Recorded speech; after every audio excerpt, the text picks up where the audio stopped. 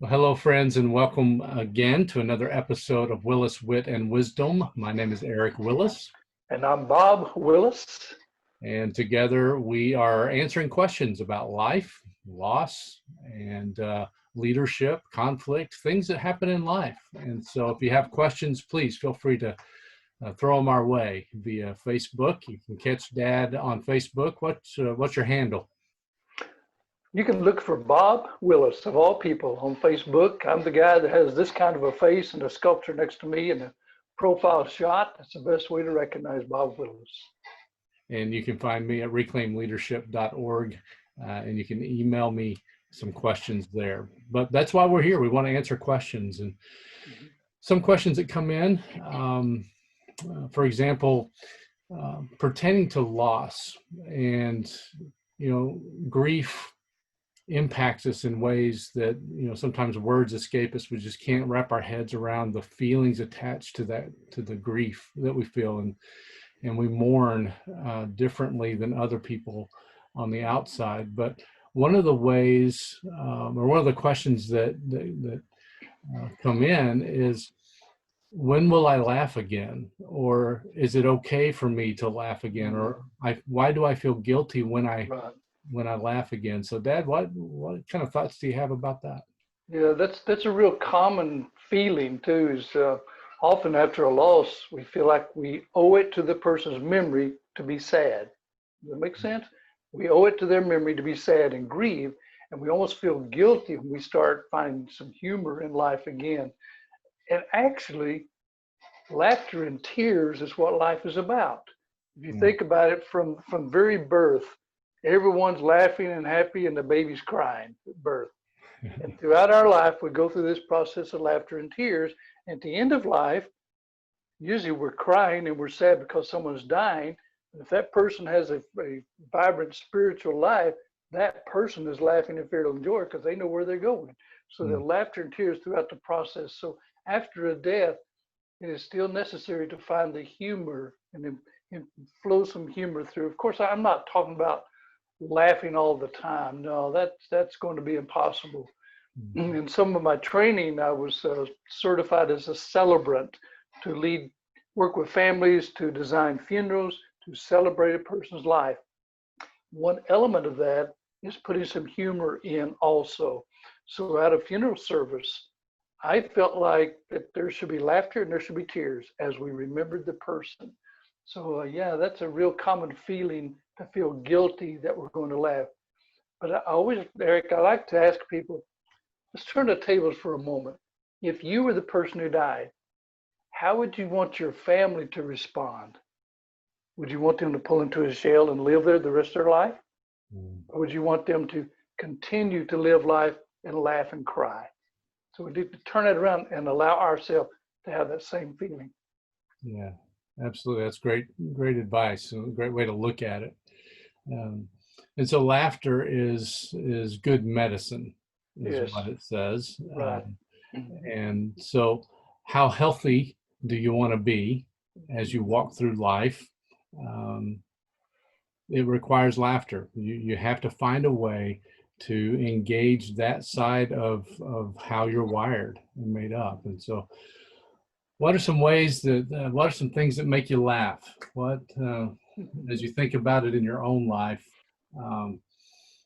is it the Three Stooges type of things that get you laughing? What is it that is your go-to when it comes to making you laugh?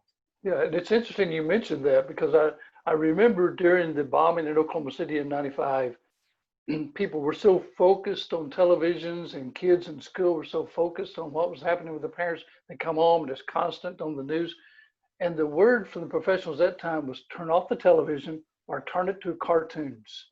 Spend time watching cartoons and laugh together, find funny movies and plug in, but have some humor in the midst of it and not just a common or a constant barrage of the violence in the news. The same thing can happen today because of COVID. We could get so glued into the television and the news that it's almost like we're pulled and sucked into a dark hole. Let's find the opposite of that. Let's look for those things. Like Eric said, it may be the the cartoons of the Three Stooges or something. It may be listening to a comedian that you enjoy. It may be being with some friends and just finding that there's laughter in the midst of all this. Even if you can't be within touch of that friend, you can spend some time together, maybe online. Just finds that humorous talk. I tell you, if you just talk about things that happened in your past, you're going to find some humor. And just challenge your friends to do the same thing. Do you remember when? And incorporate the humor into that. It can be different for every person, of course, but don't be sucked into the dark hole of the news because it can overwhelm you. There's light to be seen, and part of that light is sharing our lives with each other. Help me out with a little bit with the self-care. You're excellent at self-care, and not only for you as an individual, but also you take care of your family and seeing that they get that foundation of self-care for them to mix in no matter what's going on around them. There needs to be some way to mix in some care for self. Speak to that if you would, please. Yeah. Thanks for asking. The concept of self-care, some people push back on that because it seems selfish, but I want to push back on that pushback and say that if you don't take care of yourself, you won't have the capacity to take care of others. And what an incredible blessing we have to be able to take care of others in our sphere of influence in our lives. Not only our kids, but friendships that need to be nurtured as well. So this concept of self-care is one that we need to embrace. And how do you take care of yourself? It's going to be unique to the individual. It's going to be special to you. For me, I need to be in nature. I need to be outside. I need to breathe mountain air, which my family and I got to do just this past week in the Colorado Rockies, climbing a 14er, and it was just refreshing to be outside. That refreshes my physical and spiritual self. And so for you, what might that be? I have friends that they get into a good book, and that is a refreshing for them. They're more introverted or ambiverted. The more extroverted like to do more tactile things that refresh them, whether that's skiing or bungee jumping or doing some ridiculous stuff like that. The adventurous side of things can, whatever you find that will bring refreshing to you, spiritually, emotionally, and physically. Consider that self-care. Right. Yeah, there's a term I heard years ago called a mini vacation.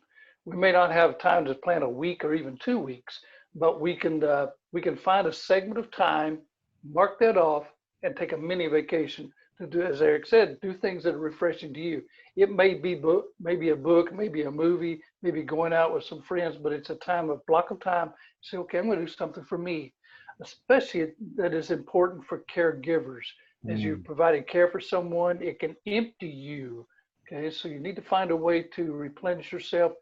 Most organizations will have a program where they can have a center to come in to give you a timeout, a break, just to pull out and refresh yourself and take a mini vacation, just to be able to dream again, be able to imagine things again.